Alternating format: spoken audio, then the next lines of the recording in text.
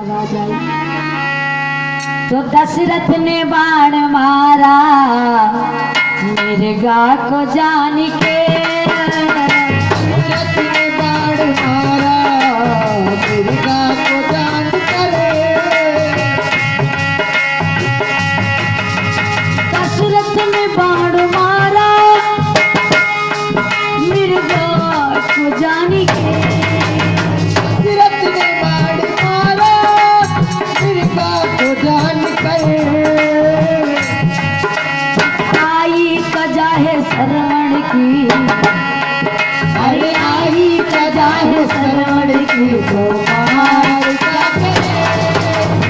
आई कजा है श्रवण की तो मार क्या करे। आई कजा है श्रवण की तो मार क्या करे।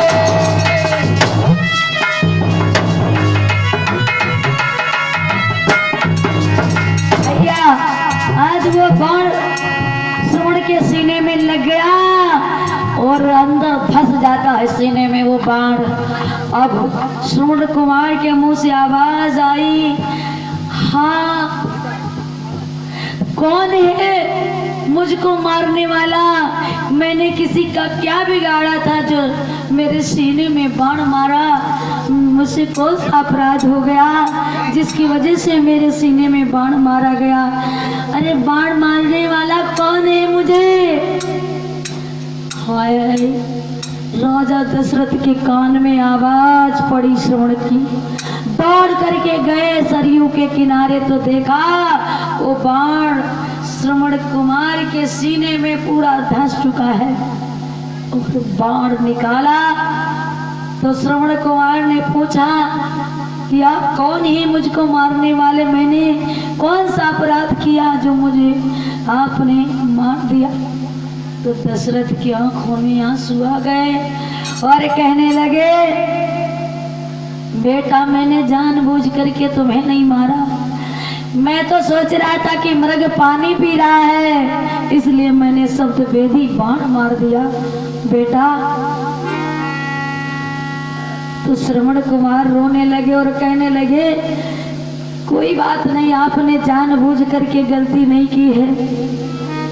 धोखे से अगर मेरे सीने में बाण लग गया है तो कोई बात नहीं, एक काम कर देना, मेरा ये घड़ा उठा लो और वो मेरे माँ बाप बूढ़े बैठे हुए हैं, वो प्यास के मारे तड़प रहे हैं। उन्होंने मुझसे पानी मंगाया था और मेरी अंतिम ख्वाहिश यही है कि आप मेरे माँ बाप को पानी पिला दो जाके।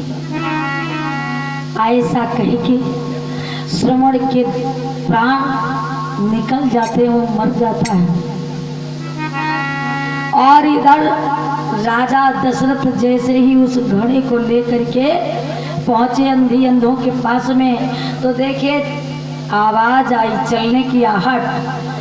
और आहट भी बता देती है, तुम्हारे घर का कोई व्यक्ति अगर बिना देखे भी आप लोग समझ जाती हैं, चाल से भी पहचान होती है। तो अंधी अंधों ने जब आहट आने की सुनी तो समझ गए कि ये मेरा बेटा नहीं आ रहा, ये तो लग रहा कोई और है। कहा पानी पी लो। तो वो अंधी और अंधे बोले, आप कौन है पानी पिलाने वाले? वो मेरा बेटा कहाँ चला गया जो पानी लेने गया था? आप क्यों पानी लेके आए? मैं अपने बेटे से ही पानी पीऊंगा, मेरा बेटा कहाँ है? अब राजा दशरथ के आंखों से आंसू बहने लगे, रो करके कहने लगे, पहले आप पानी पी लो, सब बताता हूँ। वो बूढ़े माँ बाप कहने लगे, नहीं मैं पानी नहीं पीऊंगा, पहले बताओ मेरा श्रवण कहाँ है? अब दशरथ रो करके कहने लगे कि अब वो श्रवण तुम्हारा इस दुनिया में नहीं है, क्योंकि मुझसे बहुत बड़ा अपराध हो गया। मैंने शब्द वेदी बाण मारा था मृग समझ करके, लेकिन नहीं पता था कि तुम्हारा बेटा पानी भर रहा था, इसलिए मैंने बाण छोड़ दिया और धोखे से उसके सीने में लग गया है। अब वो इस दुनिया में जिंदा नहीं है। उसी समय उन अंधों ने श्राप दिया कि हे दशरथ, तूने मेरे बेटे को मारा है और जैसे मैं अपने बेटे के लिए तड़प रहा हूँ ऐसे तू भी अपने बेटे के लिए तड़पेगा।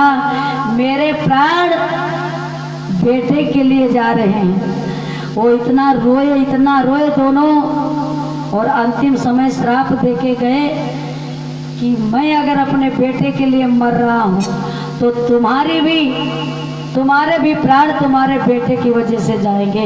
ये मेरा श्राप है। श्राप दे दिया था राजा दशरथ को।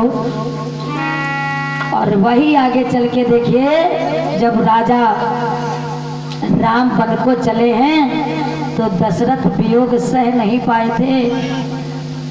भगवान राम वन को गए तो दशरथ के प्राण चले जाते हैं। इस तरीके से देखिए, अपने माँ बाप की सेवा करते थे पहले के जमाने में। और अब क्या बताएं।